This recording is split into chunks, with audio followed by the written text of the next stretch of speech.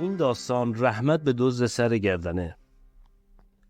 در زمانهای قدیم برای مسافرت از شهری به شهر دیگه مردم از اسب و الاغ و شتر استفاده می کردن.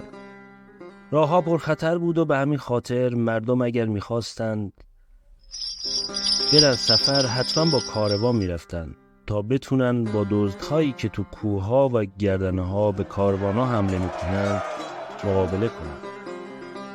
توی یکی از اون روزها 2 نفر از کاروان جا مونده بودند و تصمیم گرفتند به جای اینکه منتظر کاروان بعدی باشن خودشون دوتایی مسیر رو ادامه بدن.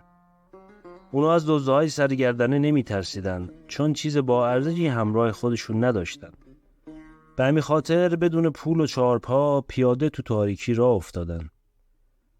اولین و دومین گردنها به سلامتی گذشتن، اما سر گردنه سوم دزدها از مخفیگاهشون بیرون اومدن و راه رو به این 2 مسافر بیچاره بستن.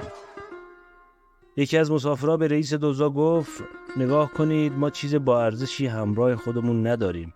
تو رو خدا ما رو رها کنید تا برگردیم به شهرمون. دزدها یه نگاه به سر و پای اونا انداختن. وقتی دیدن که واقعا چیزی همراه خودشون ندارن اونها رو رها کردن. کم مونده بود که 2 نفر به خوبی و خوشی از اونجا برن که یکی از دزدها گفت اگر مال و مرکب و اجناس گرانبها ندارند لباس که دارند. لباس یکیشون نو بود و لباس یکی کهنه. هرچی اونا به دزدها التماس کردن که لباسشون رو نگیرن نشد که نشد. دزدها هر دوتاشون رو لخ کردن و لباساشون رو از تنشون در آوردن و گفتن حالا میتونید برید. مسافری که لباسش کهنه بود به دزدها گفت این بی‌انصافی است که هم لباس نو با ارزش دوستم رو از تنش در بیارید و هم لباس کهنه و بی ارزش منو.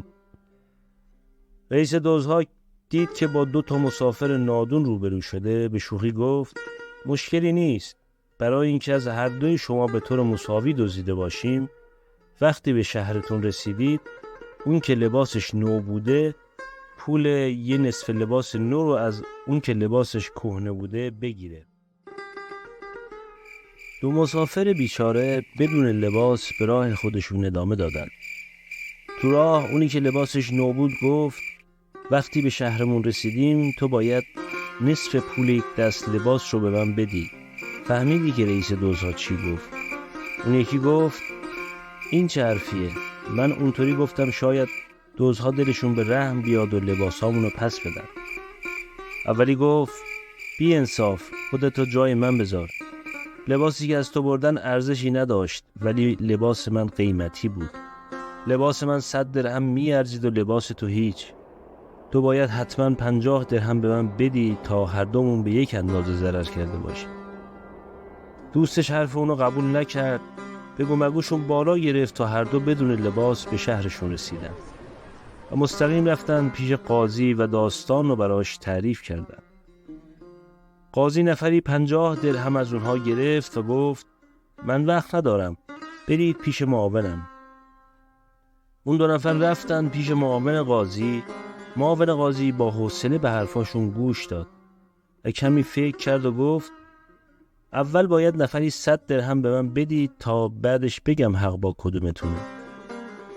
اون 2 نفر سر صداشون بلند شد که آخه این چه عدالتیه که بدون پول دادن کاری پیش نمیره. ما اصلا قضاوت نخواستیم، خودمون با هم کنار میایم. و غرغر کنان از پیش معاون قاضی به سمت در رفتن که یک دفعه معاون قاضی مأمورهاشو صدا کرد و گفت جلوی اینا رو بگیرید، اینا وقت منو گرفتن و همینطوری میخوام برن.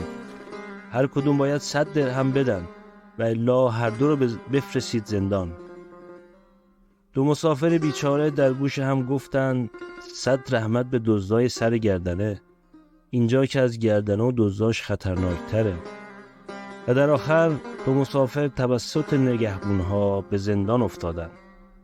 از اون به بعد وقتی مردم با بی‌انصافی و زورگویی کسی روبرو میشن که از اون انتظار بی‌انصافی و زورگویی ندارن میگن رحمت به دزد سر گردنه.